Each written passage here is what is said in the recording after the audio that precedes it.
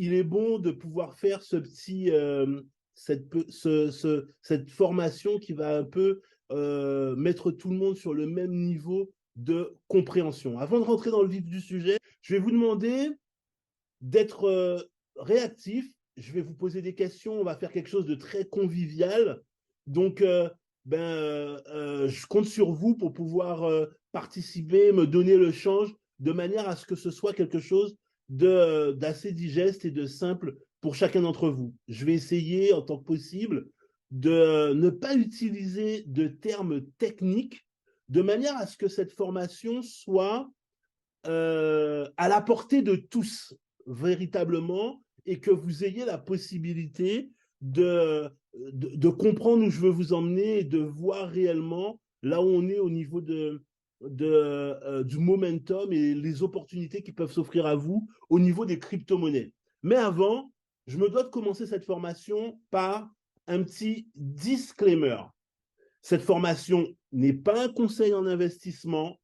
Nous partageons avec vous comment nous appréhendons pour nous personnellement cette période sur les cryptos et ce que nous voulons faire pour nos investissements. Bien entendu, nous vous informons que nous ne sommes pas des professionnels de la finance et par conséquent, nous ne pouvons que vous conseiller de faire vos propres recherches avant tout investissement. Et de surcroît, à demander des conseils complémentaires à des professionnels pour être certain que vous faites les bons choix. Nous ne saurions être responsables pour tout investissement de votre part, bon ou mauvais. Vous êtes seul responsable de vos choix. On ne le dira jamais assez, tout investissement comporte des risques. Si on peut gagner, on peut aussi tout perdre. Donc n'investissez pas si vous n'êtes pas majeur, car c'est interdit en France et peut-être aussi dans votre pays. J'ai vu qu'il y avait des gens connectés un peu partout dans le monde. Ne faites rien qui soit en contradiction avec les lois de votre pays. Maintenant que vous êtes informé des risques encourus, rentrons dans le vif du sujet. Et je vais commencer par vous poser une question. La question, c'est quel serait pour vous le bon retour sur investissement pour 1000 euros que vous auriez investi? Je vous demande de me répondre dans le chat. Si vous aviez à investir 1000 euros, combien vous espérez, combien vous aimeriez pouvoir avoir en retour? Est-ce que vous aimeriez avoir 1000 euros en retour, 500 euros, 200 euros, 50 euros? Quel est le retour? Alors, God dit 10 000 euros, Joseph Lolo dit 10 000 euros, donc un fois 10 pour chacun. OK. Les autres, on est près d'une quarantaine sur le chat. Quel est le bon retour sur investissement que vous attendez? Alors, tout le monde part sur un fois 10, c'est-à-dire pouvoir se faire un petit 10 000, je mets à 5 000 pour Hector, d'accord? Donc, en plus, dans un an, donc très bien, très bon amortissement. Par contre, Tona Père Serge dit, lui, il veut 100 000. D'accord, génial. Et Marie-Élise aussi, 100 000, très bien.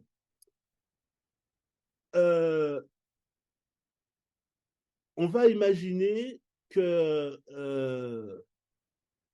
il y a plutôt un média américain qui s'appelle Engine Site, qui annonce dans une étude que 31% des adultes américains pensent pouvoir devenir millionnaires avec les crypto-monnaies. C'est pas rien, c'est près d'un tiers des adultes américains, un Américain sur trois, pense qu'il peut devenir millionnaire avec les crypto-monnaies. Quand on s'adresse à des jeunes, 58% des jeunes issus de la génération Z, c'est-à-dire des jeunes qui sont nés entre 2000 et maintenant, pensent qu'eux peuvent devenir millionnaires avec les crypto-monnaies et 42% de tous ceux qui sont nés avant l'année 2000, des jeunes nés avant l'année 2000, pensent que la crypto est la meilleure manière pour devenir millionnaire. Qu'est-ce que vous en pensez? Quel est l'investissement pour vous qui est plus propice à créer des nouveaux millionnaires? Alors, je le dis parce que je le lis maintenant, je vois que Simone, elle dit, elle veut au moins récupérer sa mise. Et moi, je pose la question, Simone, selon toi, quel est l'investissement, l'immobilier ou la bourse ou l'entrepreneuriat aussi, pourquoi pas? Quel est selon toi, selon chacun d'entre vous d'ailleurs, l'investissement qui est le plus propice à vous donner le plus gros rendement? Alors Joseph dit, lui, les crypto-monnaies, donc ok, pas de problème. Les cryptos aussi pour Camara, génial. Sonia dit les cryptos, je suis étonné, Sonia. Guy Paul dit le stacking. Alors le stacking, c'est un peu les crypto-monnaies aussi, mais why not? Ok, pas de problème. En général, Simone dit les cryptos. En général, vous pensez, en tout cas sur ce que vous répondez dans le chat, que les cryptos est l'investissement qui va vous permettre de pouvoir avoir les meilleurs retours sur investissement. Ok. Alors, moi, je pense qu'il est possible, je dis bien possible, de transformer 1000 euros en un retour sur investissement à 6 chiffres, c'est-à-dire à partir de 100 000 euros. Plus, pourquoi pas? Ça va dépendre de plusieurs facteurs, on va les voir ensemble. Et bien évidemment, ça va dépendre de quand est-ce que vous décidez d'investir ces 1000 euros. Pourquoi? Parce que bien évidemment, plus votre argent va pouvoir travailler, ben plus vous allez pouvoir, avec les intérêts composés par exemple, augmenter la rentabilité que vous allez pouvoir avoir. Alors, je vais vous prendre deux petits exemples qui vont illustrer un peu ce que je vous ai dit. Si vous êtes capable de pouvoir aujourd'hui, il y a plusieurs exemples de crypto-monnaies qui, juste en cette année 2023, ont fait plus que fois 10. C'est-à-dire quelqu'un qui met 1000 euros et qui va pouvoir retirer dans un laps de temps 10 000 euros multipliés par 10. J'ai par exemple une crypto sur laquelle j'ai investi qui s'appelle le BTC20, qui est une crypto qui permet de reproduire l'évolution du BTC sur la blockchain, mais sur la blockchain Ethereum. Donc, c'est une copie du Bitcoin. Il y a 21 millions de BTC20, etc. Et ils ont imaginé, imagine que tu aurais pu avoir le Bitcoin à 1 $. Et ils ont sorti donc le BTC20 à 1 $. Et en prélancement, donc j'ai pu avoir ce BTC20 à 1 $. Et en quelques semaines, peut-être 3-4 mois maximum, le BTC20 était évalué aux alentours de plus de 10 euros.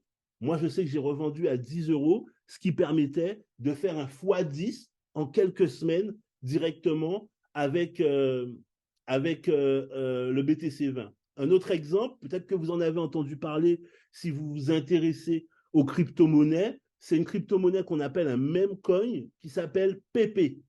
C'est une crypto qui n'a aucune utilité particulière, si ce n'est d'amuser ses utilisateurs. PP, ce sont des images amusantes autour d'une grenouille qui, lui, a fait un fois 1000, c'est-à-dire que si vous aviez mis 1000 euros, après un laps de temps, je crois que ça a pris à peu près 6 mois, 6 mois, ouais, à peu près 6 mois, peut-être un peu plus, je ne me souviens plus exactement, vous pouviez être millionnaire simplement avec cette crypto-monnaie. Simplement, vous avez compris que toute la difficulté, c'est de trouver cette crypto-là parmi la multitude de crypto-monnaies qui existent. Lorsque je me suis lancé dans les crypto-monnaies dans les années 2017, 2018, sérieusement, je m'y étais déjà intéressé avant, mais j'hésitais, j'y croyais pas trop, etc. Il y avait à peine 2000 crypto-monnaies qui existaient dans le monde entier, en tout cas publiques. Et au moment où je vous parle, on parle de plus de 20 000 crypto-monnaies qui sont sur le marché. C'est vous dire au combien la mode de foin est plus importante, et donc trouver cette aiguille-là, c'est déjà difficile dans une mode de foin, mais si on rajoute du foin, ben ça devient de plus en plus compliqué.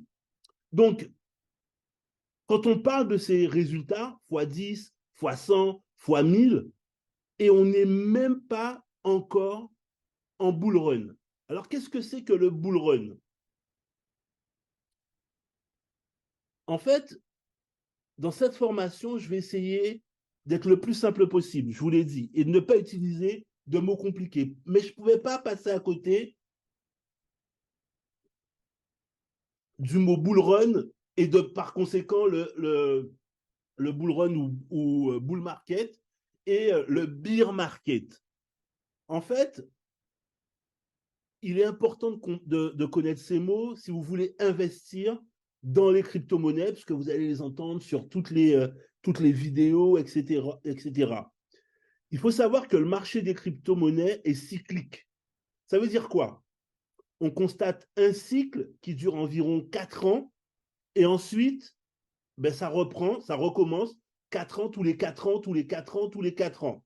Pour comparer avec le cycle pour la bourse, il est environ de 10 à 15 ans. Si vous regardez, vous verrez qu'il y a à peu près un crash boursier, un crash financier tous les 10-15 ans. Dans ce cycle, pour résumer, on a une période d'observation, c'est ce qu'on appelle la période de consolidation. Le marché va créer de la liquidité par rapport au fonds des investisseurs, puis une période d'accumulation, le marché va croître, c'est le bull market, le bull run, et puis ensuite, on a les prises de bénéfices, le marché va chuter, c'est le bear market. Ce cycle va se reproduire tous les 3-4 ans à peu près. Les marchés financiers vont réagir en fonction de toutes sortes d'éléments, la politique, l'économie, les guerres, etc., etc. Mais sur les marchés des cryptos, le chef d'orchestre, c'est le Bitcoin. Et chaque année, le Bitcoin fait et chaque 4 ans, pardon, le Bitcoin fait ce qu'on appelle son halving. Qu'est-ce que c'est qu'un halving? Excusez-moi, là encore, d'utiliser un terme technique, mais vous allez l'entendre très rapidement, régulièrement, donc c'est important que je vous l'explique. Qu'est-ce que c'est que le halving? J'en ai déjà parlé, donc certains d'entre vous savent déjà ce que c'est. Ben, c'est une diminution du prix payé aux mineurs pour produire le Bitcoin avec leurs ordinateurs, avec leur puissance de calcul. Ce prix, tous les 4 ans, est divisé par 2, une diminution de 50%, ce qui entraîne systématiquement, depuis la création du Bitcoin, euh, euh, la croissance du prix du Bitcoin. En 2016, il y a eu un halving. En 2017, le BTC est passé de 1 000 $ à 20 000 $. En 2020, 4 ans après, il y a un nouveau halving. Et en 2021, le BTC est passé de 3 600 $ à 67 000 $. Et en 2024, il y aura un nouveau halving. Le BTC est descendu en début d'année jusqu'à 16 000 $, 15-16 000 $ de mémoire, et on ne sait pas encore à combien il passera après le halving. Alors, on reviendra sur ça, je vous expliquerai un peu les estimations, tout ça, on en reparlera un peu plus tard. Alors, revenons à notre question initiale. Où sommes-nous dans le cycle des cryptos? La question est de savoir où on se positionne aujourd'hui dans ce cycle. Dans ce cycle, dans la partie d'acquisition, où on évalue le marché, dans le bull market ou dans le bear market. Alors, voyons ça ensemble, et pour ça, on va voir une première petite courbe. Alors, elle n'est pas si petite que ça d'ailleurs, qui explique en réalité la psychologie des investisseurs pendant un cycle de marché. chaque personne qui investit dans les cryptos devrait avoir ce schéma en tête en permanence avant d'investir. Non pas que ça vous donne le cours ou ce genre de choses, mais ça vous permet de vous situer où on en est au niveau de l'évolution du prix et de vous demander en permanence où on en est actuellement de façon à savoir comment vous prévoyez que le marché va évoluer. On voit bien que le cycle dont on vient de parler, ou plutôt que vous voyez, a trois parties. La première partie, vous voyez écrit accumulation, observation. Deuxième partie, bull market. Troisième partie, bear market. Et ensuite, on recommence accumulation, observation, etc., etc. J'aime aussi ce schéma car il illustre, je l'ai dit tout à l'heure, la psychologie des investisseurs. Les deux premières parties, investissement sûr et investisseurs institutionnels, sont des périodes où seules les personnes averties investissent dans les crypto-monnaies. Alors, ce n'est pas vrai à 100%, mais en tout cas, la majeure, le plus gros, ce sont des personnes investies. Et la majeure partie d'entre vous sont encore à se poser des questions. J'y crois pas. Est-ce que c'est le moment? J'en prendrai après. La dernière fois, j'ai perdu de l'argent. Le BTC, c'est une arnaque, etc., etc. Et puis, le BTC, le Bitcoin, va commencer à monter pour atteindre son dernier plus haut, 67 000 $. On commence à avoir l'attention des médias. On est dans la phase où il y a écrit enthousiasme. Les médias en parlent et les réseaux sociaux aussi. Et là, la majeure partie des gens vont commencer à dire Pat, Jean-Mi, on fait comment? Comment on fait pour acheter du BTC, etc. Et le BTC, lui, il continue à monter. Il atteint 100 000 $. Là, ces personnes vont commencer à chercher des solutions pour investir dans le BTC. Vont commencer à voir est-ce qu'ils peuvent prendre un peu dans leur salaire, toucher à leurs économies, vendre un cochon, une brebis ou un bœuf. Et puis, le BTC, lui, va atteindre 150 000 $. Là, vous allez acheter pour 1 000 €, pour 5 000 €, certains mettront même un peu plus de Bitcoin, d'Ethereum, voire même d'autres crypto-monnaies. Et là, les gens comme moi, c'est le moment où eux vont commencer à vendre la totalité des crypto-monnaies qu'ils ont amassées. Pourquoi? Parce qu'ils se positionnent à 150 000 $ au plus haut de la courbe. Et là, le BTC, quand nous, on commence à vendre, quand les institutionnels, quand les professionnels commencent à vendre, le BTC va passer de 150 000 à 100 000, à 90 000. Et là, vous allez vous dire, c'est super, on peut encore l'avoir plus bas que le prix auquel je l'ai acheté la dernière fois. Et qu'est-ce qui se passe? Vous allez mettre toutes vos économies. C'est ce qu'on appelle sur la courbe le piège haussier. Car si vous achetez, le prix va remonter et on est de retour à la normale. Le prix augmentant, on va avoir un prix plus bas que le premier, voire parfois plus haut. Ça s'est passé lors du dernier bull run, il était plus haut. La première fois, il a atteint les 55 000 et après, il est remonté à 67 000 au niveau du retour à la normale. Ça veut dire qu'il y a beaucoup de gens qui pensaient que ça allait aller beaucoup plus haut. À l'époque, on pensait que le Bitcoin allait atteindre les 100 000. Donc, beaucoup de gens ont acheté plus de Bitcoin. Mais comme les institutionnels, les professionnels, eux, vendent en masse, vous, si vous avez mis le capital maximum que vous n'avez plus la possibilité d'investir davantage. Qu'est-ce qui se passe? Le prix va se remettre à chuter. Et à ce moment-là, vous passez de la capitulation au désespoir, car le BTC va perdre plus de 90% de sa valeur et va passer donc de 150 000, puis ensuite 90 000, 60 000, 40 000, 30 000.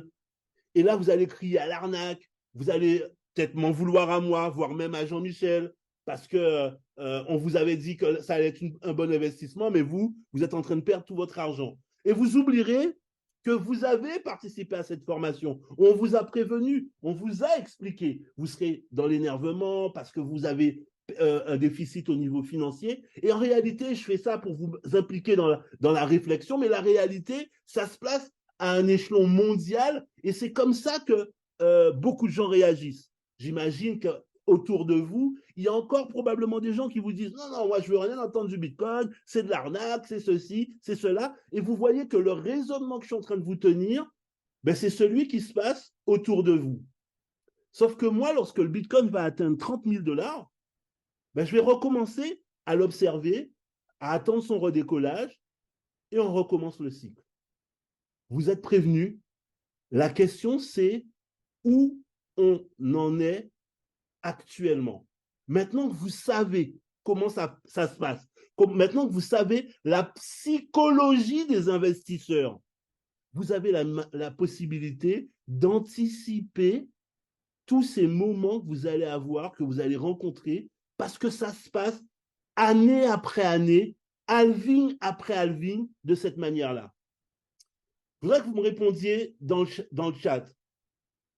Selon vous, où en sommes-nous au niveau du cycle dans les crypto-monnaies?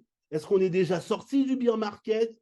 Est-ce qu'on est en phase d'observation? Est-ce qu'on est déjà dans le bull market? Selon vous, où en est-on actuellement au niveau du cycle? Donnez-moi un petit retour au niveau de phase d'observation, décollage. Alors, d'autres, Sergio dit phase d'observation, Lipoun dit décollage. Les autres, vous pensez quoi? Observation pour Jean, Kwaku, la phase d'observation, bull run pour Hector, ok. On est sorti du bear market, dit Liliane, observation, etc. Alors, déjà, on a quitté le bear market, c'est sûr. Pourquoi? Parce que le Bitcoin est descendu jusqu'à 16 000 $, 15 000 et des poussières, et n'a jamais plus été plus bas, il est en train de remonter. Donc, on a déjà passé cette phase de bear market. Donc, ceux qui ont dit qu'on est en phase d'observation, en phase de décollage, ou même en phase de bull run, forcément, on se trouve plutôt de ce côté-là de la courbe. Moi, je vous dirais qu'on est ici. On est dans cette phase qui est entre le décollage et l'observation. En fait, on est juste avant le petit piège baissier. Parce que depuis quelques mois, le Bitcoin est en train de monter, plusieurs petites crypto-monnaies sont en train de monter, il y a beaucoup d'excitation, mais on sent, en tout cas les connaisseurs, qu'il va y avoir une prise de bénéfice des investisseurs et qu'à tout moment, la valeur peut encore baisser. Et c'est cette baisse-là qu'on attend qui va, pour les connaisseurs, lancer ce bear market où on va voir tous les jours les cryptos qui prennent des valeurs inconsidérables dans tous les, que ce soit des altcoins ou ou le Bitcoin, les altcoins étant toutes les autres cryptos sauf le Bitcoin. Et là, on va commencer à voir vraiment le bull market. Donc, on n'est pas encore en bull market, mais on est dans cette phase d'observation, cette phase de décollage. Alors, on a déjà pris pas mal d'envol, puisque rien qu'en cette année 2023, le Bitcoin et l'Ethereum ont fait x2. Le Bitcoin est donc passé de 16 000 $ quand il était à son plus bas au début de l'année. Et aujourd'hui, il est aux alentours de 37 000 $. Et l'Ethereum est passé de 800 $ à 2 000 $ aujourd'hui. Donc, on est bien dans cette phase de décollage au niveau du marché. Mais il y a même certaines crypto-monnaies, comme je vous l'ai dit tout à l'heure lorsqu'on a annoncé le sujet, qui ont déjà fait du x10, du x30, du x40, etc. Solana, par exemple, qui est sur du x40 ou x20. Il y a, je vous ai dit tout à l'heure, PP, etc., etc. Donc, on sent qu'il y a une vraie émulation, une vraie excitation au niveau des crypto-monnaies pour les connaisseurs parce qu'il y a vraiment de la liquidité. La dernière fois que je vous ai parlé de crypto-monnaies, si vous vous souvenez bien, on parlait d'un Bitcoin qui était à 500 milliards de dollars de capitalisation et un Ethereum qui était aux alentours de 230 milliards de dollars. Aujourd'hui, on a un Ethereum qui est de l'ordre de 250, mais on a un Bitcoin qui, lui, est à 750 milliards de dollars. Ça veut dire quoi? Ça veut dire quoi? Ça veut dire que on est dans une haute saison avec une dominance Bitcoin et que les altcoins sont en train de monter et qui sont en train de frémir par rapport aux chiffres que je vous ai donnés tout à l'heure. Alors, je m'excuse auprès de tous ceux qui trouvent ça un peu technique, mais je ne vous ai pas sorti de courbes. Normalement, j'aurais dû vous emmener pour vous montrer les courbes, etc.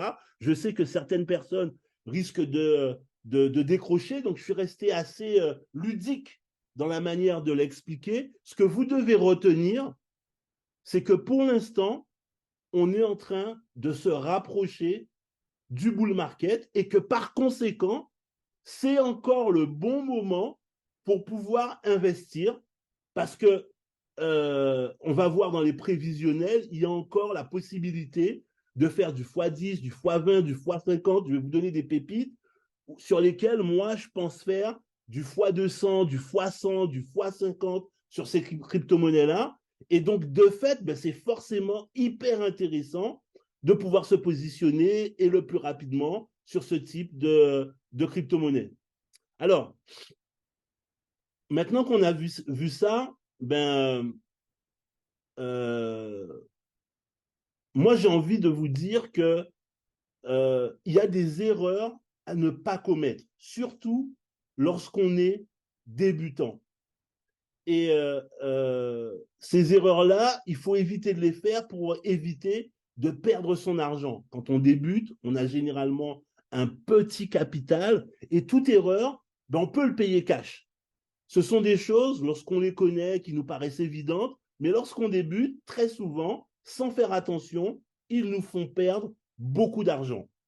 Donc, la première erreur, c'est d'oublier que l'univers des finances, et plus particulièrement les crypto-monnaies, c'est un univers risqué. Il faut donc faire attention. C'est pour cette raison que je vous invite à vérifier toutes les informations que vous recevez ici avant d'investir. Comme je vous l'ai dit, je ne suis pas un professionnel de la finance et donc je ne vous donne aucun conseil en investissement. À peine, je partage avec vous ce que moi, je fais avec mon portefeuille. Gardez toujours en tête que vous pouvez tout perdre. Ce n'est pas un jeu où vous pouvez retourner en arrière, personne ne va vous rembourser. N'investissez que ce que vous pouvez perdre. Ça veut dire quoi? Ne mettez pas l'argent du loyer, ne mettez pas l'argent pour payer l'école de vos enfants ou la nourriture en espérant que vous allez gagner 5 fois, 6 fois plus, etc.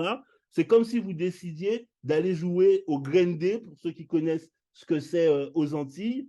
C'est complètement irrationnel. Non, regardez dans votre budget combien vous pouvez retirer en vous disant si je perds cette somme-là, est-ce que je peux continuer à vivre, à gérer ma famille, etc. Même si le montant est plus faible, mais au moins ça va vous permettre de retirer du stress inutile et surtout de ne pas vous mettre dans des situations qui peuvent être vraiment très, très compliquées. La deuxième erreur, les crypto-monnaies constituent un marché hyper volatile. Et Thierry, je vais y arriver tout à l'heure. Prends le temps d'écouter ce que je dis maintenant. Sinon, on va boire un café et reviens dans quelques minutes. Il est important d'être accompagné, de se former et de s'informer pour ne pas être vite dépassé.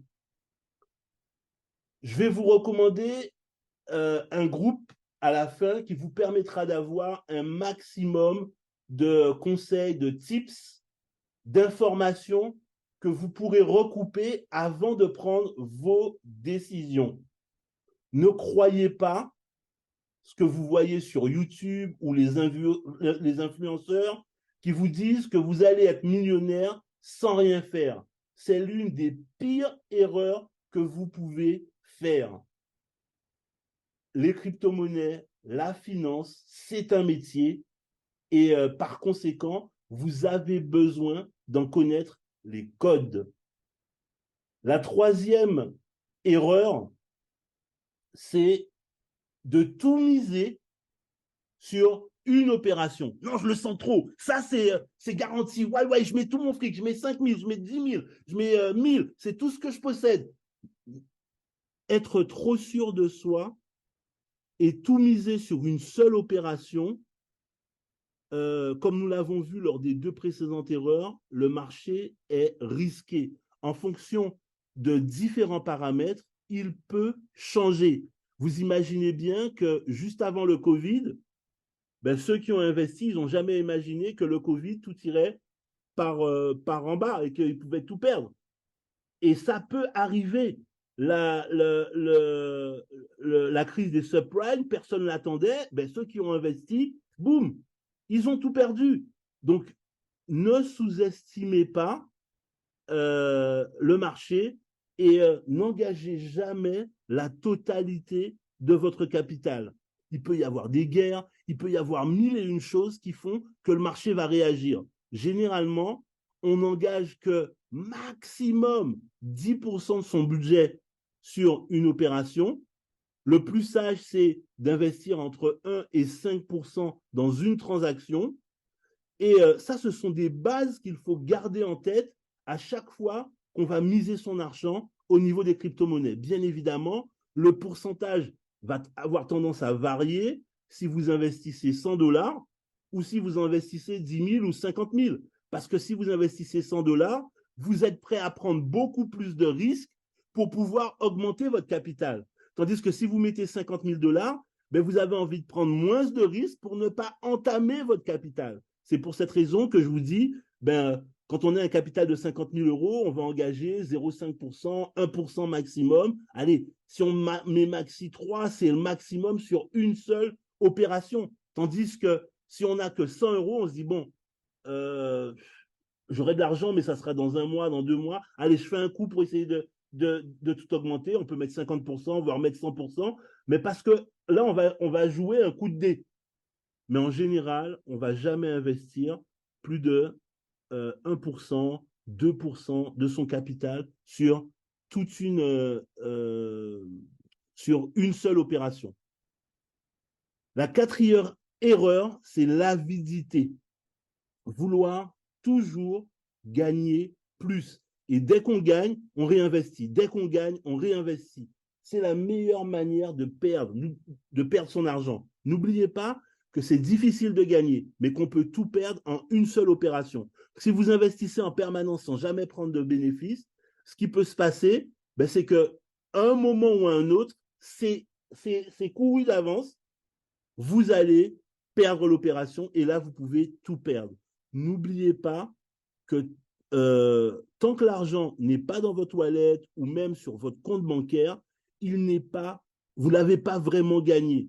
Vous pouvez le perdre à tout moment.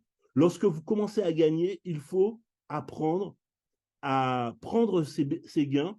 Et lors du dernier halving, je m'étais fixé un BTC à 55 000 $. Et avec Jean-Mi, on a fixé que lorsqu'il atteindrait une première valeur, 40 000 par exemple, on allait prendre une partie. Lorsqu'il atteindrait les 50 000, 55 000, on allait prendre une plus grosse partie. Et on s'était mis ensuite d'autres targets jusqu'à 100 000 $. Et il n'a pas atteint 100 000 $, mais comme ça, quand on a fait la moyenne, moi, je m'en suis sorti à peu près à 52 000 $ de revente de tous mes bitcoins. Et ceux qui voulaient attendre tout le temps pour vendre plus cher, il a touché 67 500 et du jour au lendemain, il est repassé à 42 000. Et donc forcément, ceux qui ont cherché à récupérer leurs gains, ben, ils étaient déjà en perte, enfin en perte, non, mais en tout cas, ils avaient un moins à gagner au lieu d'avoir pris ben, des paliers comme ce que je viens de vous dire tout à l'heure. Donc, il faut savoir prendre ses profits. Quand est-ce qu'il faut pouvoir retirer de l'argent et encaisser ses gains? La cinquième erreur, de ne pas FOMO. Alors, ça veut dire quoi FOMO? Ça signifie Fear of Missing Out. Fear of Missing Out. C'est de l'anglais, c'est la peur de perdre. Les gens qui FOMO veulent investir surtout de peur de rater quelque chose. Et au final, elles passent à côté des meilleures opportunités. Toutes les décisions que vous prenez par la peur vous conduisent indubitablement à l'échec. Ce qui m'amène à la sixième erreur. Ne pas avoir de stratégie. La finance est un jeu, entre guillemets, un jeu de stratégie. Vous devez émettre des hypothèses.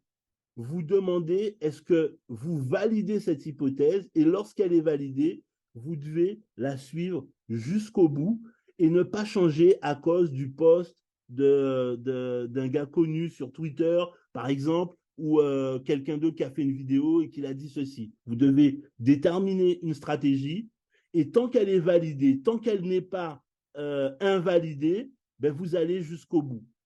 En ayant cette stratégie, ben, vous savez où vous allez, vous savez pourquoi vous le faites, et ça vous apporte de la sérénité, ça vous empêche de FOMO, ça vous empêche de faire beaucoup d'erreurs dont on vient de parler auparavant. Je vais vous donner un exemple. On en a parlé tout à l'heure, mais regardez la courbe qui est là.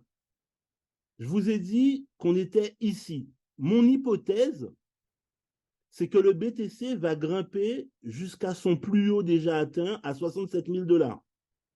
Avant son halving, donc avant avril de l'année prochaine. Et après, il va passer, il va dépasser cette valeur-là pour aller vers son ATH, donc le maxi. Et bien évidemment, le BTC, entre ces deux points-là, entre maintenant et l'ATH, il va augmenter, mais par moment, il va corriger, c'est-à-dire perdre un peu de sa valeur. Tant que ça ne dépasse pas 10, 20%, allez, peut-être même 30% de la valeur, je vais considérer que c'est des gens qui prennent des bénéfices, mais qu'après, ça va repartir, ça va recontinuer à monter. En réalité, la crypto-monnaie, la courbe ne monte pas comme une ligne droite d'un seul coup. Elle fait ce qu'on appelle ah, oh, bon, j'oublie, mais en fait, elle va latéraliser ou alors elle va descendre un petit peu pour remonter, etc. En tout cas, ça se fait par palier. Cependant, si la crypto perd d'un seul coup 50% de sa valeur, mon hypothèse n'est plus confirmée. Il y a de fortes chances qu'elle va plutôt repartir vers le bas. Et donc là, ben, je peux être amené à vendre tout ou partie de mes crypto-monnaies. Par exemple, il y a en début de semaine, lundi, le dimanche, j'ai acheté une crypto. Ma chérie m'a demandé d'investir pour elle une somme et j'ai décidé de prendre sur une crypto qui jusqu'à maintenant avait super bien marché. Elle s'appelle Ator, A-T-O-R. Et j'étais en fois 15 sur cette crypto-monnaie-là. Donc j'étais super content parce que je crois même que j'étais même un peu plus que ça. Mais bon, bref, peu importe. Et donc, je prends pour elle quelques crypto-monnaies sur cette crypto-monnaie. Le lundi, je suis en train de travailler sur la formation que je vous ai faite mardi. Et pendant la nuit, donc de dimanche à lundi, j'ai des copains qui me disent, on vient d'avoir un message comme quoi il y a une faille dans le code de Hathor et il y a des gens qui vendent. Et donc là, je vends la totalité de mes cryptos. La crypto-monnaie est passée de 1,50 $ à 67 centimes en l'espace de, allez, 1 heure maximum. Et ça prouve la volatilité, ça prouve aussi le côté savoir avoir une stratégie. Et lorsque la stratégie elle est perdue, j'ai quand même fait x15 parce que moi j'étais depuis le début du projet, en tout cas pas loin du début du projet, donc je l'ai eu à pas cher du tout. Mais si j'avais pas fait attention, ben, j'aurais pu perdre beaucoup sur la marge sur laquelle j'avais acheté au départ cette crypto-monnaie. Et donc ensuite, j'ai réinvesti mon capital sur d'autres crypto-monnaies, mais j'ai pu le faire parce que justement, j'avais une stratégie. La 7e erreur, c'est de confondre trading et holding. Est-ce que vous savez la différence qu'il y a entre le trading et le holding? Je pose la question dans le chat. Si quelqu'un sait, est-ce qu'il peut mettre dans le chat? Joseph, c'est quoi la différence? Tu dis que tu as mis un grand oui. Holding, garder longtemps, exactement. Et le trading, alors il y a plusieurs formes de trading, swing trading, day trading, etc. Mais en gros, on va investir pour pouvoir prendre des gains dans un laps de temps beaucoup plus court. Merci Joseph pour ta participation. Et en fait, ce qu'il faut comprendre, c'est que le trading est sans doute une des professions les plus difficiles au monde. Vous avez la responsabilité de lire l'avenir, de déterminer ce qui va se produire sur les marchés dans l'avenir. Et ça, vous devez le faire avec des millions qui appartiennent à d'autres personnes. Comme on a déjà vu, chaque décision peut vous rapporter des millions, mais peut aussi vous faire perdre tout autant. Imaginez le taux de stress que doivent assumer les traders. Trader, c'est un métier. Lorsque toi, tu n'y connais pas grand-chose, imagine la pression que cela peut représenter pour toi, ne serait-ce qu'avec ton propre budget. Aujourd'hui, tout le monde veut faire croire que c'est facile. Les gens vous montrent leurs trades gagnants, mais ce qu'ils ne vous disent pas, c'est de vous dire tous les trades qu'ils ont eus qui étaient perdants auparavant. Et c'est pour cela que moi, je recommande, surtout pour les débutants, de démarrer par du holding. Choisir des cryptos que vous allez acheter et conserver jusqu'à ce que vous fassiez des bénéfices. Si vous êtes déjà averti, si vous avez déjà des connaissances, soit parce que vous avez étudié, soit parce que vous êtes des autodidactes, mais vous avez l'habitude de le faire, c'est différent. Moi, ça m'arrive de faire des trades, de prendre des trades, mais là où je gagne le plus, c'est dans le holding. Et il y a soit juste acheter et revendre au meilleur prix, mais il y a aussi la possibilité d'acheter, de revendre au meilleur prix en mettant ce qu'on appelle des, des, euh, euh, des multiplicateurs et vous pouvez euh, utiliser de l'argent que vous n'avez pas pour pouvoir augmenter vos gains. Je ne vous parle pas de ça, c'est juste une indication. Je vous invite certainement pas à rentrer dans ces choses-là, surtout si vous débutez. C'est juste de savoir que ça existe. Alors, le holding, c'est choisir les cryptos que vous allez acheter et conserver jusqu'à ce que vous fassiez des bénéfices avec ces cryptos. Et c'est, selon moi, la façon la plus sûre de se lancer dans les crypto-monnaies. La 8e erreur, trop faire confiance. Tout d'abord, dès qu'il y a de l'argent, il y a des gens qui vont essayer de vous voler cet argent, donc il faut faire très attention. Vous devez sécuriser au maximum votre portefeuille. Avant de cliquer sur un bouton, lisez ce qui vous est demandé. Prenons l'exemple de MetaMask. Vous ne devez donner votre phrase secrète à personne. Je vous conseille de ne pas la noter sur votre téléphone, voire même sur votre ordinateur, mais plutôt de la noter sur un cahier et de la mettre quelque part en sécurité. J'ai reçu un mail de MetaMask il y a quelques semaines de ça, me disant que j'avais une erreur sur mon wallet et de cliquer sur un lien, un bouton qui était dans l'email pour résoudre le problème. Heureusement, j'ai été directement vérifier l'adresse de l'email que j'avais reçu. Il s'agissait de metamask@info-cash.net. Je me suis aperçu que ce n'était pas MetaMask, donc je n'ai pas appuyé sur le bouton. Mais si je ne l'avais pas fait, il y aurait de fortes chances que j'aurais tout perdu. Donc faites très attention aux hackers. Pareil, faites très attention aux vidéos que vous regardez sur Internet. Certaines personnes vont vous dire que tel ou tel projet est le meilleur au monde. La vérité, c'est qu'elles reçoivent une prime si vous achetez, par exemple. Et elle a acheté ou elle a reçu en cadeau beaucoup de cette crypto-monnaie. Et plus elle va faire de gens qui achètent, plus le prix va augmenter. Et donc, quand elle va revendre, ben vous perdez tout le capital que vous avez engagé parce que le prix va descendre beaucoup plus bas. Donc, il faut faire très attention à cet univers des crypto-monnaies. La 9e erreur, est dans la continuité de la 8e. N'investissez pas dans ce que vous ne comprenez pas. Surtout maintenant, il y a tellement de bons projets, choisissez ceux qui vous parlent. Quand je dis surtout maintenant, on a vu ensemble tout à l'heure qu'on était dans cette phase d'observation, qu'on était tout près du bull run. Quand on va rentrer dans le bull run, ceux qui vont vouloir savoir plus, ceux qui vont vouloir être conseillés, enfin conseillés, je m'entends, qui vont vouloir voir comment moi je m'y prends, etc. Quand on va rentrer dans le bull run, on va avoir tous nos crypto-monnaies qui sont dans le vert, on va avoir des projets qui prennent 10%, 20%, 30% en une journée. Et donc, on n'est pas obligé de rentrer sur tous les projets. On a la possibilité de choisir.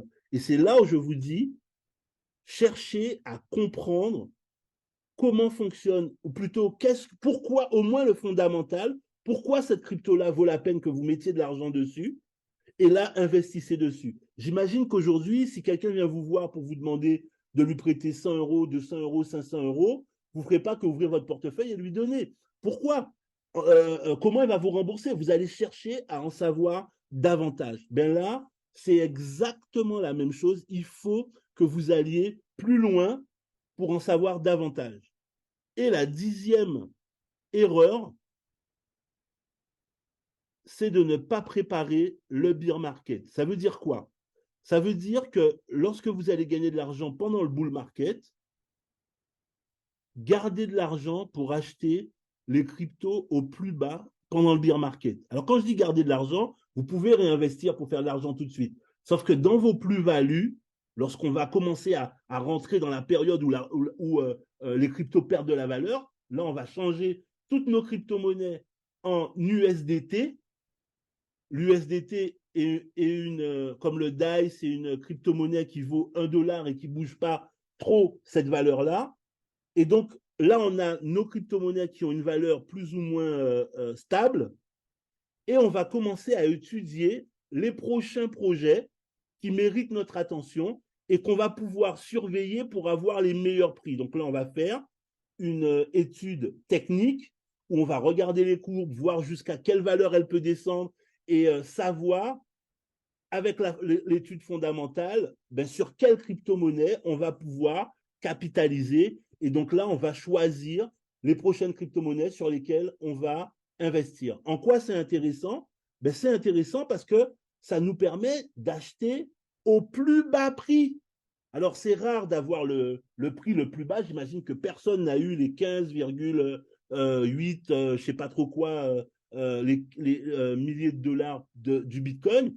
Mais si vous avez réussi à avoir du Bitcoin à 16 dollars, à 16,50 $, même à 17 dollars, à 17 000 $, excusez-moi, c'est génial. Parce qu'aujourd'hui, vous êtes déjà en x2. Si vous l'achetez maintenant, votre voyage, il commence que maintenant. Donc, c'est l'erreur que font souvent les investisseurs, c'est ils retirent leur argent, ils vont faire la fête, ils vont voyager, ils vont faire ceci. Et puis, lorsqu'il va falloir réinvestir pour le prochain cycle, j'ai pas d'argent. Ben oui, mais tu as fait quoi avec l'argent que tu avais auparavant? C'est maintenant qu'il va falloir commencer à préparer. Et donc, là, on va prendre une partie de notre budget. Je vous expliquerai comment moi je fais si vous décidez d'en savoir davantage. Et, et à ce moment-là, avec ce pourcentage, on va réinvestir et on va choisir quels sont les cryptos pour que la prochaine fois, ben, vous puissiez avoir un bénéfice qui soit bien supérieur à celui que vous allez avoir, que vous avez eu lors de ce cycle-là. Alors, maintenant qu'on a vu les 10 erreurs, passons maintenant aux choses sérieuses. Est-ce qu'on est en bull run? On a répondu à cette question. Donc, on a vu qu'on n'était pas encore dans le bull run. Mais à combien pourra monter le Bitcoin, l'Ethereum lors de ce bull run? Combien on peut espérer gagner au maximum? Alors, il y a plusieurs indicateurs qui nous permettent de construire une hypothèse. On peut aussi regarder les graphiques. Comme on a dit, on sait que la courbe des crypto-monnaies est cyclique, entre 3 4 ans pour un cycle. Et donc, on remarque, si on prend le Bitcoin, que les cycles reproduisent les mêmes schémas. Et ça nous permet de déterminer, soit par rapport à la durée d'un cycle, soit par rapport à la croissance. Il y a plusieurs indicateurs qui nous permettent d'estimer à combien on pourrait imaginer le prochain plus haut du Bitcoin. Et comme il y a toutes ces similitudes, ça nous aide et ça permet de faire ces différentes évaluations. Il y a un indicateur que j'aime bien, c'est celui que je vous ai mis à l'écran, c'est le Bitcoin Single Master. En fait, c'est une courbe qui relate, chaque fois que vous voyez les petites pointes, c'est les halvings, et on voit qu'après, ben, le Bitcoin va beaucoup plus haut. Halving, il descend et il remonte, il est plus haut. Halving, il descend, il remonte et il est plus haut. Et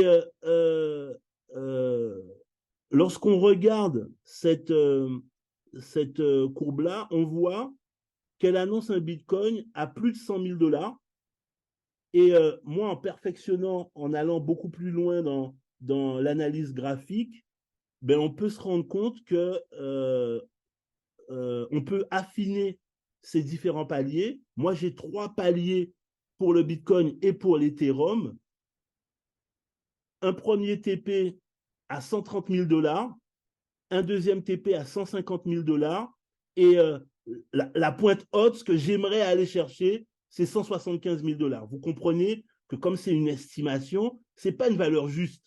C'est une fourchette sur laquelle on pense que la valeur va être comprise entre 130 et 75 000 $. Certains disent vont jusqu'à 230 000 $ pour un Bitcoin. Maintenant, pour l'Ethereum, ben, son dernier plus haut était à 4 700 $ à peu près. Je vise un 10 000 $ pour le TP1, 15 000 $ pour un TP2 et 17 700 $ pour un TP3. Donc, du coup, ben, j'ai un fil conducteur et je sais plus ou moins ce que je dois viser, où est-ce que ce que je dois imaginer comme rendement. Et ça me permet ensuite d'affiner ça par rapport à la courbe, par rapport en temps réel à ce qui est en train de se passer, aux facteurs externes, c'est-à-dire l'économie, la politique, etc., qui vont venir faire bouger les estimations théoriques que j'ai pu vous donner jusqu'à maintenant. L'idée pour le BTC, c'est que d'ici la fin de l'année, il puisse toucher les 40 000 $ avant la fin de cette année. Et l'ETH, avant la fin de l'année, nous, on espère, par rapport au graphique, qu'il puisse toucher un 2500 $. Il est actuellement à 2000 $. Et fin avril, début mai, pour le halving, le BTC, lui, pourrait aller toucher les 67 000 $. Et l'ATH, on irait le toucher aux alentours du mois de septembre pour le Bitcoin. N'oubliez pas que c'est toujours le Bitcoin qui va rythmer toutes les crypto-monnaies. Donc, les altcoins, l'Ethereum et toutes les autres crypto-monnaies vont aller vers leur ATH, eux, aux alentours du mois d'octobre ou du mois de novembre. Je répète, ce n'est pas une science exacte, ce sont des estimations. Et ces estimations vont s'affirmer ou se confirmer ou s'infirmer au fur et à mesure des semaines, à la lecture des graphiques et en fonction de comment le marché va réagir sur ces différents actifs. Personne ne pouvait prévoir en 2020 le Covid. Cependant, ça a joué sur l'évolution du marché. Donc, on va prendre en compte ces éléments-là, mais on ne peut pas le deviner à l'avance. Donc, nous, on a une estimation, un prévisionnel, entre guillemets, le mot prévisionnel, et ensuite, en fonction du marché, on va corriger et affiner les estimations. Maintenant qu'on a parlé des objectifs des deux plus grosses cryptos, Bitcoin et Ethereum, comment moi je vais répartir mon wallet aujourd'hui? En fait, on a 4 paliers importants, enfin moi en tout cas, dans la manière dont je gère mon portefeuille, j'ai 4 gros paliers dans mon portefeuille. Le premier, c'est Bitcoin et Ethereum. Dans Bitcoin et Ethereum, c'est des actifs qui vont me permettre de sécuriser mon portefeuille. Ça représente en général entre 50 et 60% de mon portefeuille. Aujourd'hui, j'ai des crypto-monnaies qui ont tellement performé que ça a déséquilibré. Et maintenant, je me retrouve à 40 et quelques pourcents avec Bitcoin et Ethereum. Mais à la base, si vous le faites, je vous conseille de plutôt axer sur 50-60% en Bitcoin et en Ethereum. Alors après, vous faites ce que vous voulez, bien évidemment. Mais pourquoi? Parce que ce sont les valeurs sûres au niveau des crypto-monnaies. C'est la première crypto-monnaie et la deuxième crypto-monnaie les plus capitalisées. À eux deux, ils représentent plus de 75% du market cap de toutes les crypto-monnaies. Et donc, ça vous permet de pas faire d'erreur pour pouvoir, au final, perdre tout votre argent. Et puis ensuite, je vais mettre 30% supplémentaires. Donc là, on est déjà à 90% de mon portefeuille, où là, je vais mettre des projets qui ont déjà fait leurs preuves, qui ont déjà montré un peu leur sérieux, etc. En général, on parle de projets qui sont au-delà de 200 millions, 400 millions de market cap. Des projets comme Solana, Chainlink, Algorand, Océan. Je répète, Solana, Chainlink, Algorand et Océan. Mais il y en a plein d'autres. J'en donne quelques-uns rapidement comme ça.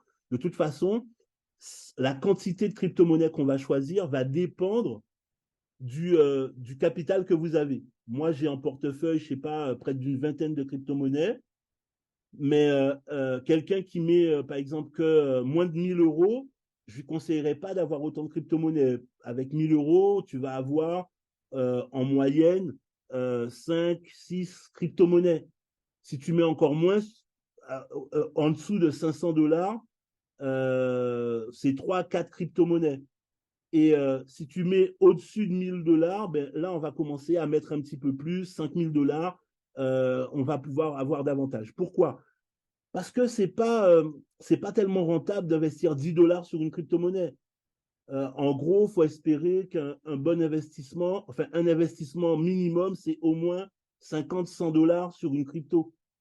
Alors, bien évidemment, vous pouvez mettre moins. Il n'y a rien qui empêche de mettre moins. C'est votre argent, vous faites ce que vous voulez. Mais pour une question de rentabilité, considérez que une crypto, c'est 50. Donc, si vous avez 3 cryptos, il faut que vous ayez à peu près 150 dollars pour pouvoir investir en moyenne. C'est ce que moi, la règle que je m'impose au niveau de l'investissement. Ensuite, je vais mettre 5% de mon portefeuille sur des projets un peu plus risqués. Je vais vous donner quelques projets un peu plus risqués tout à l'heure, donc je ne vais pas les détailler là. Et ensuite, il y a 5% de mon capital, les 5 derniers pourcents, je les garde pour de la liquidité. Donc, c'est soit du DAI, soit de l'USDT, ou encore c'est carrément de l'euro ou du dollar, ça dépend. Alors, qu'est-ce que j'appelle pour la liquidité? C'est ce qui va me permettre d'équilibrer mon portefeuille. Par exemple, là, je vous ai dit que moi, au lieu d'avoir 50, voire 60% de mon portefeuille en Bitcoin et en Ethereum, j'ai 48% ou quelque chose comme ça. Ben, je vais racheter 2% supplémentaires de Bitcoin ou d'Ethereum, ou un peu des deux, pour pouvoir rééquilibrer le ratio de 50% en Bitcoin Ethereum. Pourquoi liquidité? C'est aussi si jamais je vois un projet qui performe, qui m'a l'air super intéressant et que j'ai envie d'investir dedans. Et donc, j'ai besoin pour ça d'avoir de la liquidité. Au lieu de revendre mes bitcoins ou mes Ethereum, ben, je garde un petit peu de liquidité pour pouvoir réinvestir sur ces crypto-monnaies-là. Donc, ça me permet d'avoir un peu d'interaction sur mes crypto-monnaies et bien évidemment, mes 5% de liquidité vont fluctuer. Ben, si par exemple, j'ai une crypto-monnaie qui fait un x3 ou un x4, je vais, comme je vous l'ai dit tout à l'heure, prendre des bénéfices et ces bénéfices-là, je vais les mettre en DAI ou en USDT. Et donc, du coup, ça va me faire avoir un petit peu plus de liquidité. Mais comme je vous l'ai dit, lorsque le Bitcoin ou l'Ethereum passe en dessous des 50%, comme je vais réinvestir, ben, je profite de cet argent-là pour pouvoir réinvestir directement et rester avec cet équilibre au niveau de mon portefeuille. Alors, je ne vous ai pas donné tout à l'heure les 5% des projets un petit peu plus risqués. Et donc, pour compenser, je vais vous donner 5 pépites que moi j'ai dans mon portefeuille. Ces 5 pépites, ce sont des projets low cap qui ne sont pas très connus ou pas très capitalisés, sur lesquels moi je pense faire des grosses plus-values. Et ma première pépite, c'est mon coup de cœur, c'est Kaspa. C'est la crypto qu'il vous faut absolument avoir dans votre portefeuille. J'ai aucun intérêt à vous dire ça. Que vous le preniez, que vous le preniez pas, ça change rien à mon portefeuille. Je ne gagne pas de bénéfice sur le fait que vous le preniez. Je vous dis simplement, moi, c'est mon coup de cœur. Moi, sincèrement, quelqu'un qui me dit donne-moi une crypto, je lui dis casse pas. Euh, en fait, euh, c'est si on dit que Bitcoin c'est l'or numérique, Caspa c'est l'argent numérique. En fait, contrairement à Bitcoin, Caspa est une crypto optimisée pour les transactions de tous les jours. Ce sont c'est vraiment un projet que j'apprécie beaucoup et pour cause, elle enchaîne les ATH depuis que je l'ai. Elle a un market cap de 2,75 milliards, mais je l'ai à l'époque lorsqu'elle avait un market cap de 250 millions, c'est presque x10 en l'espace de quelques semaines. Elle vient tout juste d'arriver sur Binance, mais je crois qu'elle est en futur, c'est-à-dire qu'on peut pas, on l'a pas en spot directement dans son portefeuille, c'est pour trader. Donc, je crois que quand elle va passer en spot, ça va augmenter parce qu'elle aura beaucoup plus d'exposition. Les gens pourront l'acheter et la laisser là pour pouvoir holder. Et elle est même pas sur, je ne crois pas, je crois qu'elle est même pas sur Coinbase. Donc, je pense qu'elle a encore un. Moi, je pense faire du x200 dessus. Si vous la prenez maintenant, c'est du x20, x30. C'est vraiment une crypto que moi, en tout cas, je suis super confiant dessus. Alors, je ne suis pas amoureux de mes cryptos, d'aucune crypto. Moi, je vends tac, tac, tac, tac. Dès que je suis plus dans mes schémas, bam, bam, je vends, je passe sur autre chose. Mais aujourd'hui, c'est pour moi une crypto sur laquelle je pense vraiment faire de grosses plus-values. Euh, Elle peut atteindre, selon moi, un market cap de 50 milliards. Alors, Dangote me dit comment l'acheter. Je vais vous donner tout à l'heure un groupe Instagram. Si vous venez là, vous pourrez poser toutes vos questions sur comment, je vais vous apporter de l'assistance si je peux pour vous aider. C'est gratuit, il y a rien dedans. C'est vous, c'est votre argent, c'est vous qui faites, mais je peux vous aider, vous expliquer comment trouver les exchanges, où sont les cryptos, etc., etc. Et je pourrais vous donner toutes ces choses-là. Gardez juste le nom, Caspa, et puis on en rediscute dans ce chat-là. Ne vous inquiétez pas. La deuxième pépite, ça s'appelle Tao BitTensor et son sigle, c'est TAO. Crypto sur l'intelligence artificielle. Beaucoup de personnes pensent que ça va être l'acronyme qui va cartonner, enfin tout ce qui touche l'intelligence artificielle. Et celle-là, elle est très, très, très particulière. Le projet existe depuis plus de 7 ans. Et Tao crée un gros cerveau en commun où chacune des projets d'intelligence artificielle apporte sa contribution. Au lieu que chaque projet d'intelligence artificielle travaille de son côté, Tao rassemble tout le monde et permet de faire pas mal d'économies. Économies en stockage, économies au lieu de travailler sur des choses où d'autres personnes ont déjà travaillé dessus, vous faites l'économie et vous récupérez le travail que les gens ont pu faire, vous pouvez l'améliorer, et si vous l'améliorez, vous l'apportez à la communauté aussi. C'est de l'open source, c'est vraiment génial, c'est en train de cartonner, là aussi, pareil, comme Caspa, super dynamique haussière, semaine après semaine, mois après mois, elle est en train de faire des ATH, mais à qui mieux mieux. Je suis dessus presque au début. Il n'y avait que 150 millions de market cap. Aujourd'hui, c'est 1,34 milliard de market cap. Donc, c'est vous dire, c'est vraiment un projet hyper intéressant. Et mon objectif, c'est de faire un x100 sur ce projet-là pour qu'il puisse aller chercher un 50 milliards de market cap à peu près. Donc, vous voyez qu'il y a vraiment beaucoup d'intérêt pour un projet comme celui-là. Ma troisième pépite, c'est une crypto-monnaie qui est plus connue. C'est une crypto de gouvernance de la plateforme BitGet, donc le BGB. BitGet devient une plateforme très utilisée depuis que FTX n'existe plus. Et je pense que le fait que cette crypto, ça va faire que cette crypto puisse montrer un peu comme l'a fait le Binance Chain lors lors du précédent bull run, où on va en reparler pour une autre crypto, mais là, comme la plateforme était très utilisée, la plateforme Binance qui est la numéro 1, de fait, les gens, pour économiser sur les frais de transaction, préféraient utiliser la blockchain et le BGB pour pouvoir faire leurs transactions. Et ça a fait pumper.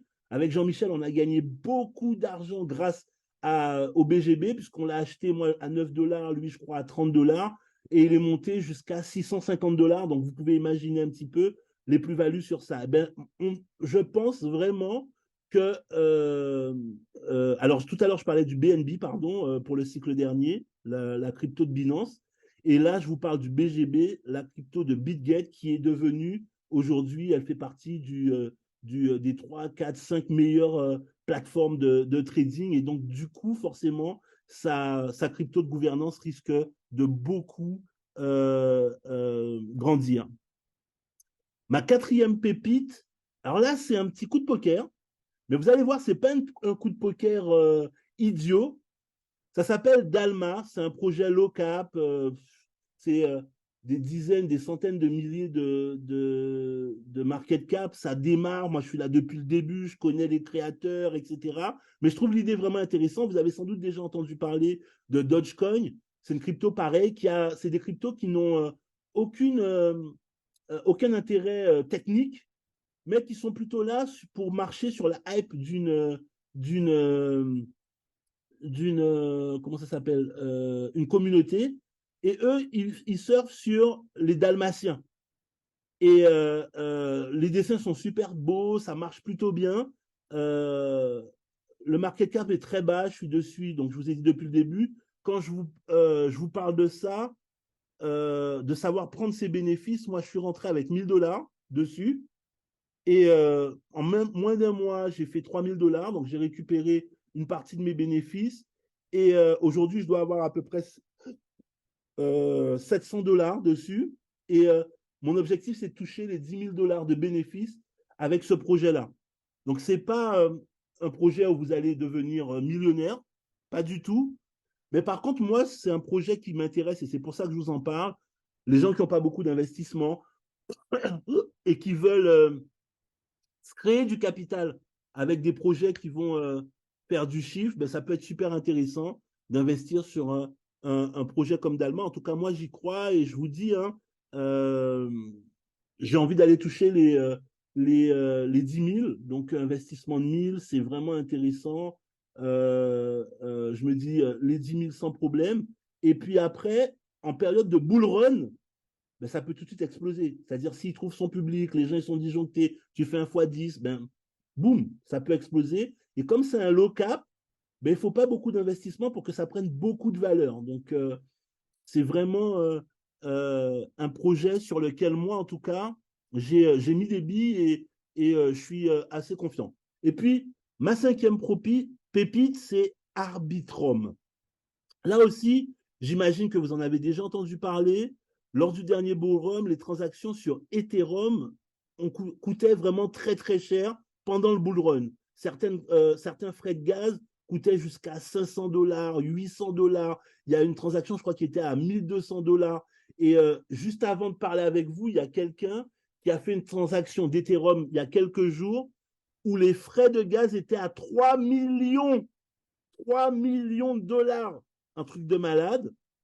Alors j'imagine qu'il a dû le faire sans faire exprès parce que personne ne paie 3 millions de dollars de frais, peu importe.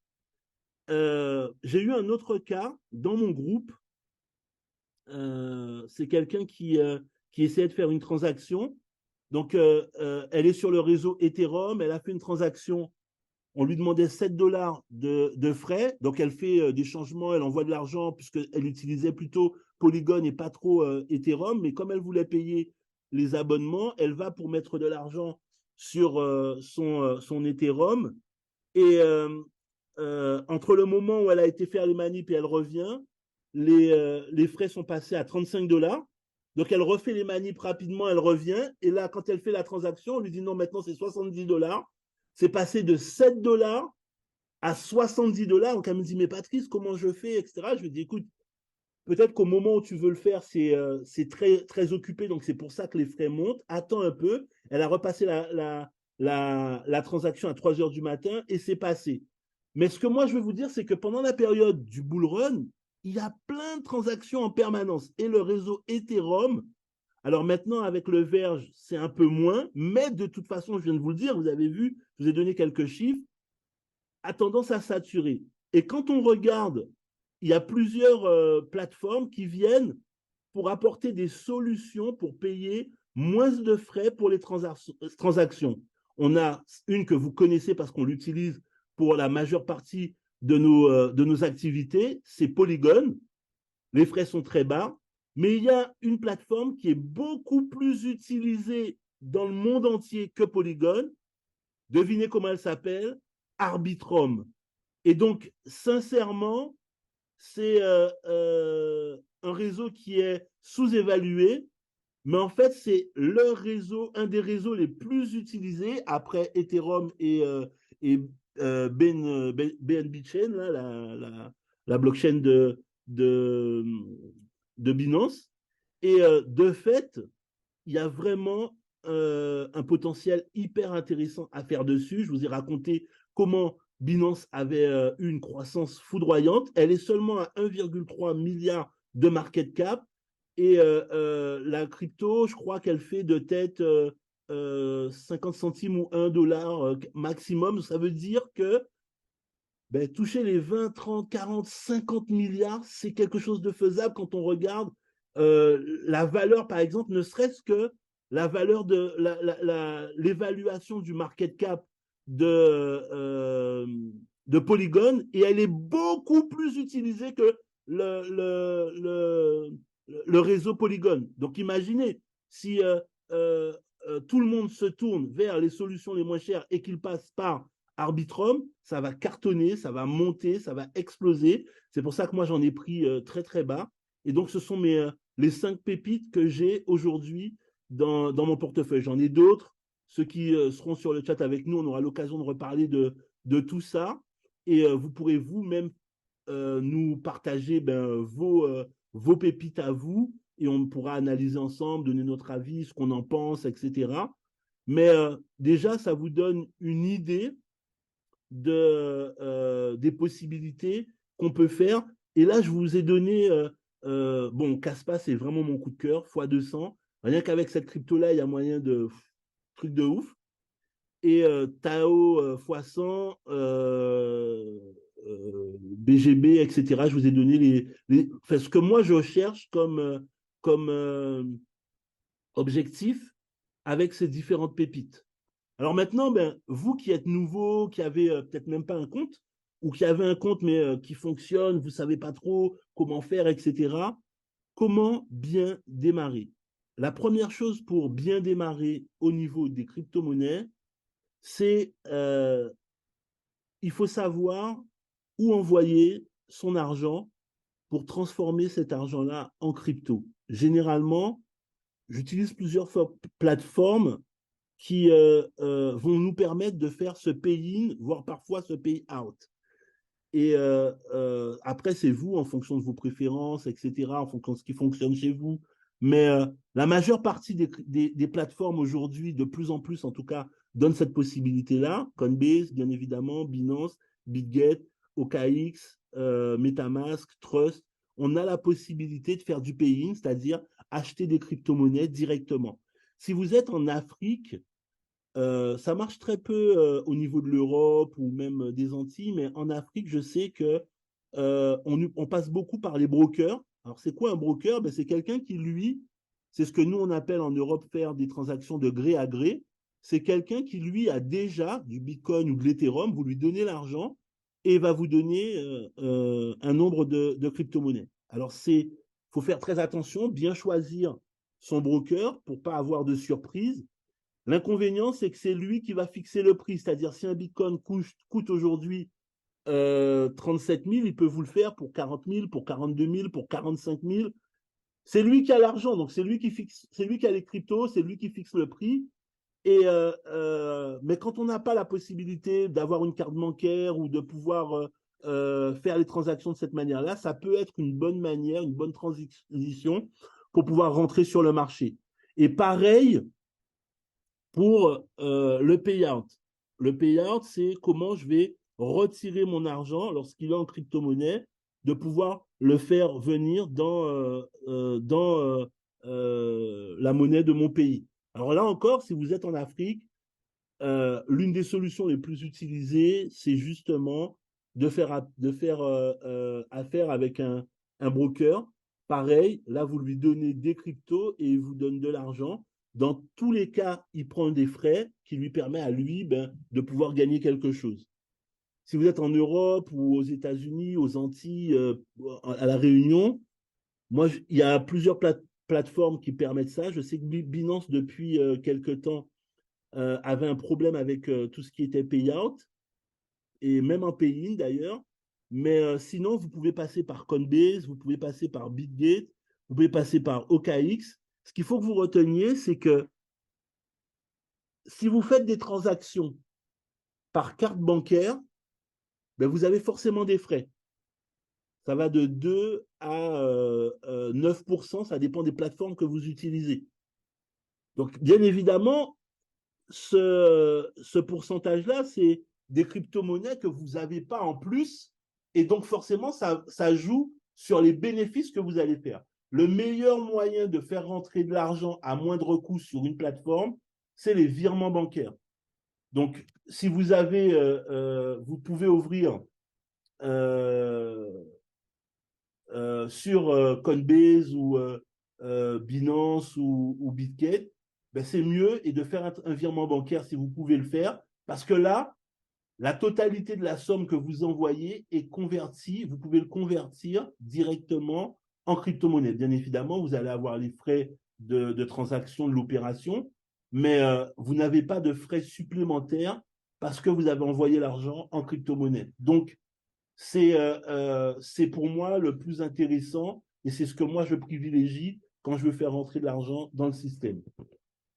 Euh, Ensuite, moi j'aime bien avoir la possibilité, quand on a des cryptos qui sont sur plusieurs plateformes, c'est de choisir différentes plateformes qui vous permettent d'avoir un maximum de choix au niveau des crypto-monnaies. la plateforme où il y a le plus de crypto-monnaies qui sont référencées, c'est Binance, mais vous n'avez pas la possibilité, pardon, vous n'avez pas toutes les crypto-monnaies sur Binance. Donc, ça vous demande d'aller sur d'autres plateformes, BitGet, BingX, MEX, Zegex.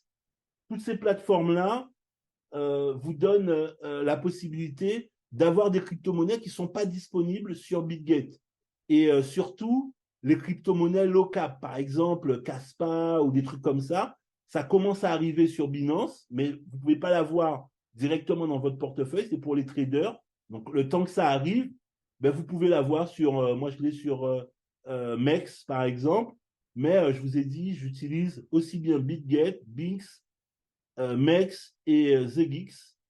Donc, et ça me permet d'avoir un panel très, très large de crypto-monnaies et de pouvoir fonctionner avec ces différentes plateformes. Et puis pour terminer, il y a moi j'aime bien avoir une vision de toutes mes crypto-monnaies en un seul regard. Ça permet tout de suite de savoir celle-là a perdu combien, 10%, 5%, de savoir exactement ce qui se passe sur mon portefeuille. Et si vous avez des cryptos sur Binance, d'autres qui sont sur BankX, d'autres qui sont sur BitGate, d'autres qui sont sur Bex, d'autres qui sont sur ZegX, vous n'avez pas cette vision de toutes les crypto-monnaies. Certaines n'ont même pas d'application. Donc, j'utilise deux applications qu'on trouve sur le téléphone et qu'on peut aussi consulter sur ordinateur, CoinGecko et CoinMarketCap. Donc, avec ces deux applications-là, on n'a pas besoin des deux, une seule vous suffit.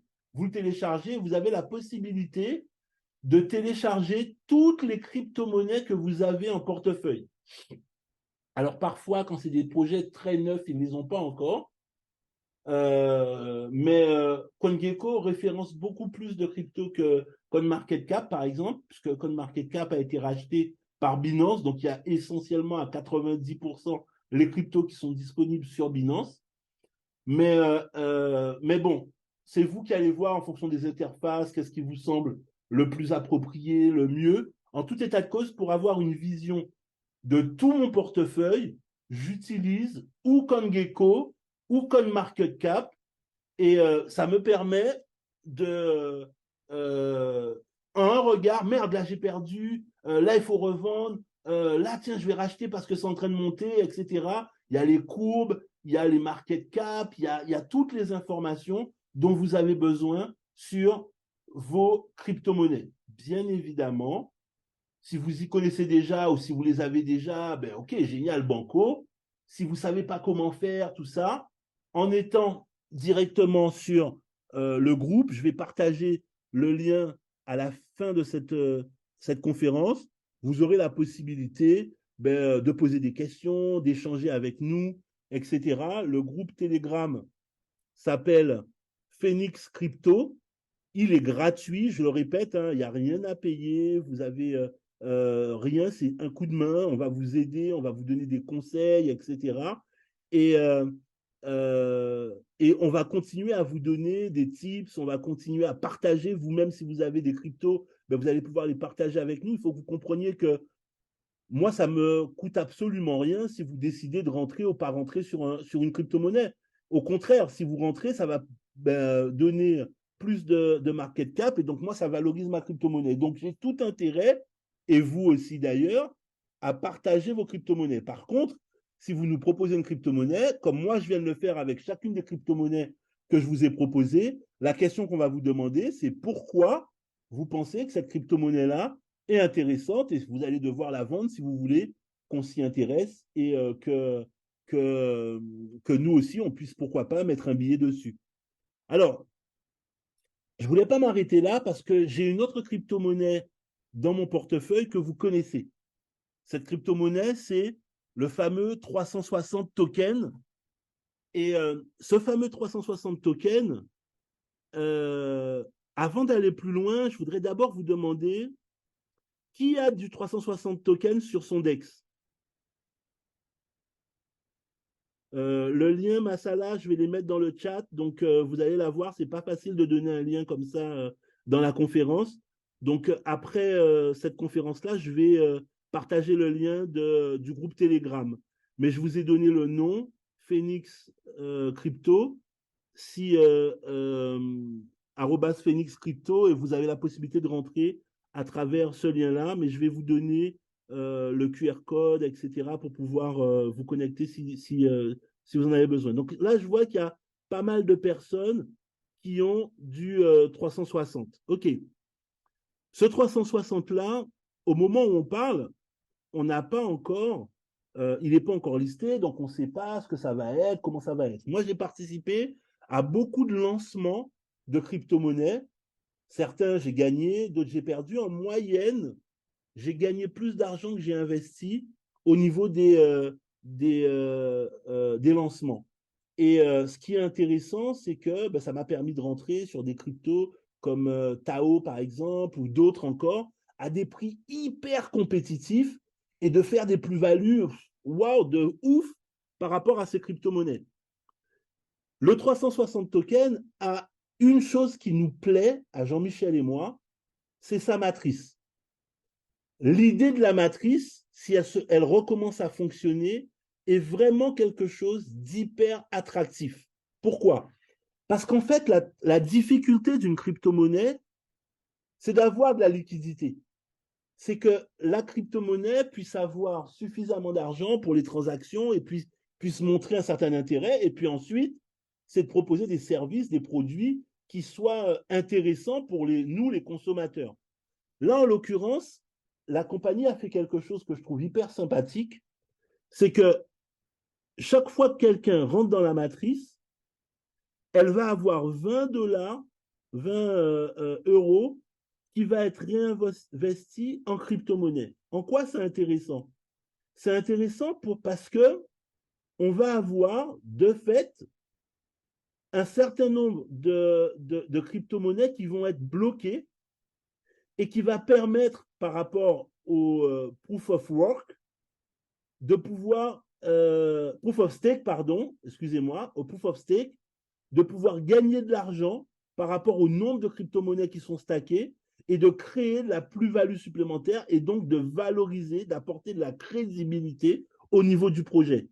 C'est pour cette raison que j'étais très intéressé de savoir comment ils allaient redynamiser la matrice et je trouve que le projet d'enchère, ça peut être vraiment quelque chose de super intéressant. Imaginez, je vous pose la question dans le chat, imaginez que la première enchère, ce soit un Bitcoin qu'on lance aux enchères. Ça vous intéresse ou pas? Hey, imagine, tu peux avoir un Bitcoin qui coûte 37 000 $. Allez, ils ont mis un demi-Bitcoin. Même un demi-Bitcoin qui coûterait 15 000, 16 000, 18 000 $, tu arrives à l'avoir à 2000, 2005, gars, je vais me battre pour ce dollar, je peux te le dire, moi. C'est hyper intéressant. Et ce qui est de fait hyper attractif dans ça, c'est justement cette possibilité de pouvoir intéresser les gens sur différents produits, donc créer de l'engouement, créer de la valeur ajoutée, créer des commissions, parce que sur chaque pack de bids qui sont effectués, vous allez recevoir du cash. Et donc, de fait, si vous gagnez de l'argent, c'est de l'argent que vous allez pouvoir réinvestir au niveau de soit d'autres crypto-monnaies ou encore que vous allez pouvoir réinvestir au niveau de la matrice ou des enchères, ou etc. Donc, il y a vraiment un engouement très, très fort. Moi, je sais que c'est un produit sur lequel je m'étais déjà beaucoup, beaucoup documenté si je voulais lancer moi-même